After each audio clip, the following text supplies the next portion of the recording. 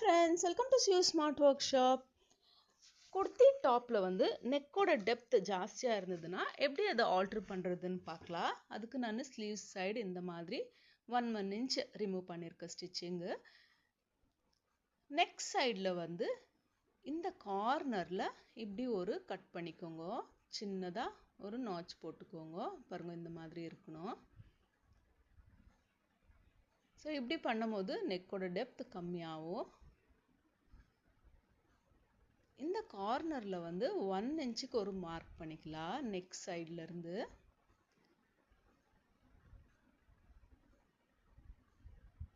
Readymade குர்த்திஸ்ல வந்து neck depth ஜாஸ்தியா இருக்கும்போது இந்த மாதிரி ட்ரிக் யூஸ் பண்ணி பாருங்க. கண்டிப்பா ஒர்க் அவுட் ஆகும்.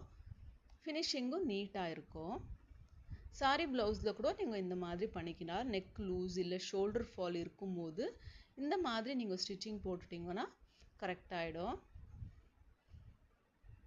பாருங்க ரெண்டு சைடுமே ஈக்குவலா இருக்கிற மாதிரி நீங்க மார்க்கிங் போட்டு எடுத்துக்கோங்க. இப்போ இங்க இருந்து கிராஸா ஸ்டிச் பண்ண போறோம். இந்த ஸ்டார்டிங்ல வந்து ரஃப் போட்டுக்கோங்க. ரஃப் ஸ்டிச்சிங் போட்டுக்கோங்க.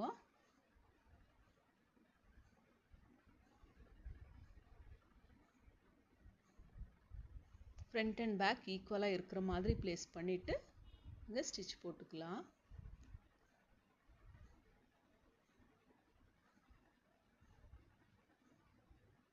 இந்த ஸ்லீவ்ஸ் வந்து ரிமூவ் பண்ணாம கூட ஸ்டிச்சிங் போடலாம். ஆனா நீட் ஃபினிஷிங் கிடைக்கும் நீங்க இந்த மாதிரி ரிமூவ் பண்ணிட்டு ஸ்டிச் பண்ணீங்கன்னா.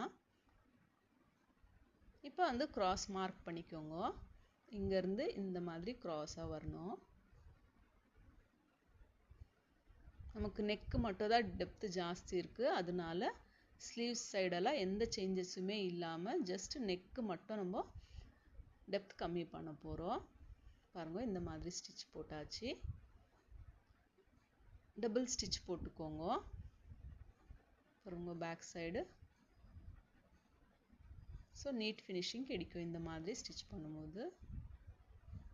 என்னோட சேனல் ஃபர்ஸ்ட் டைம் பார்க்குறீங்கன்னா லைக் பண்ணி சப்ஸ்கிரைப் பண்ணிக்கோங்க. பெல் பட்டன் கிளிக் பண்ணி வச்சிட்டிங்கன்னா நான் போட்ட வீடியோஸ் எல்லாமே உங்களுக்கு நோட்டிஃபிகேஷன் கிடைக்கும்.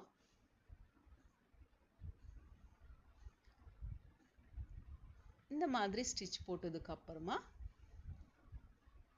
ஸ்லீவ்ஸ் ஜாயின் பண்ணிக்கலாம்.